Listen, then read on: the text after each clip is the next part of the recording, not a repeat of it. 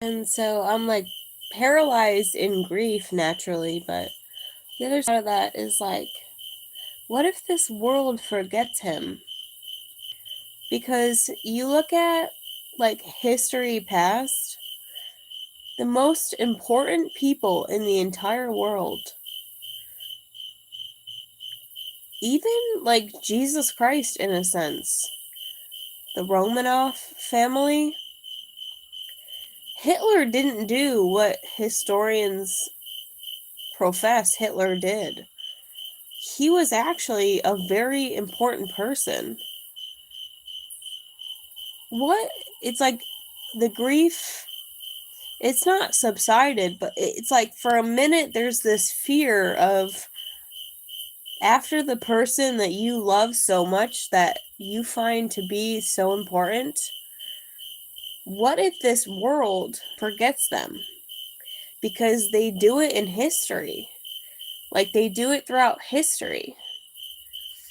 I mean, like, I didn't come upon the truth of the Romanov family until I started to have, like, memories of the Romanov family, and I had to go and look it up. Those were the most important people, like, in the entire world. And they were, like, blotted out of history. Even, Marcus Cornelius was, like, right-hand man to Mark Antony. And, he survived. Like, Julius Caesar was assassinated, Cleopatra killed herself, Mark Antony killed himself.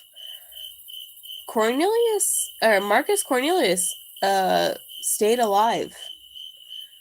He continued on, and all his temples got destroyed. This dude was the most important figure of his time. He was the most important figure of his time because he was right-hand man to Mark Antony and consort to Cleopatra. After they killed themselves, he continued on. He was the most important man of that time. Julius Caesar was assassinated. Marcus Cornelius fucking lived. Like, he continued on. And all his temples were destroyed.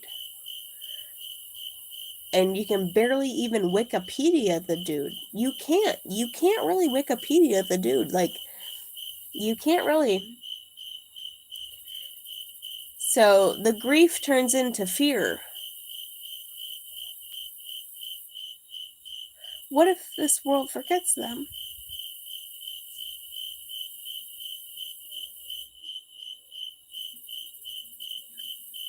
I think my fear is probably steeped in some kind of revelation or resurrection. What if? Like, just considering the death of James Casbolt is hard enough, and then the realization that he had already been forgotten. This is what pisses me off. He had already been forgotten. If you Googled him, it would come up like, oh, liar fanaticist. Absolutely not true. Not true at all. And if you went to look him up, a lot of his material has been deleted over the years. It's almost like he's already been kind of blotted out of history, which is why it wouldn't be fair. Like, for him to die, like, it wouldn't be fair. They do this to people. Hitler wasn't the worst person ever, but they do this to people. And, maybe it's because this world is, I always say, oh, maybe there's something salvageable about this world. Maybe there's not. I'm not, like, depressed in it. I'm like, maybe there's not, because if James Casbolt dies and he's somehow, like, forgotten out of history, he was the most important person to have lived from 1979, 76, from 1976 till now, he's literally the most influential, important person to have lived this timeline. He was the first person to come out and say, I've been abducted by aliens. Yeah, people have been saying that for years, but he connected it to the Windsor family. He gave people the confidence to come out and tell their story en masse about alien abduction and satanic ritual abuse. 2006. He was the pioneer. He was the person who gave thousands of people the confidence to come out and tell their stories of alien abductions coupled with satanic ritual abuse, coupled with the government. His testimony and prophecies I've been following since 2018. He made them in 2011. They all came to pass. There's 2 of them left. So we were watching this for all these years. There's only 2 prophecies left to come to pass. The one of them is the whole world is going to say, Hail Satan. The other one is that Hillary Clinton comes back as like a normal person. She redeems her reputation in a sense. But everything else had already come to pass. This dude was the most important person in this world to have lived in this world. And ChatGPT has a good reputation about him, but he's not like all over. He should be everywhere. He should be everywhere. Mainstream. At least in our echo chamber, he should be mainstream. But if you Google him, it's some bullshit that he's a liar and a fanaticist from some stupid Jew bitch that just showed her tits and honeypotted him into a marriage to come to America, propped him up in the American army with her family, and they treated him like fucking garbage and virtually discarded him and are likely the reason why he died.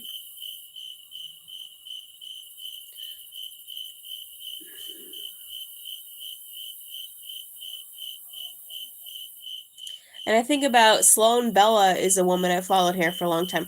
Her 24-year-old son was like killed in a motorcycle accident. And it was like someone fucking killed him, dude. And she talks about him all the time. And it's like my heart breaks for this woman because it's like she can do all she can do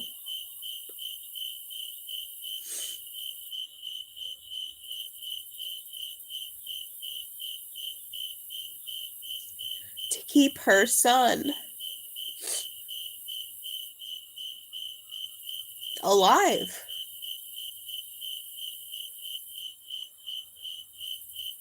Because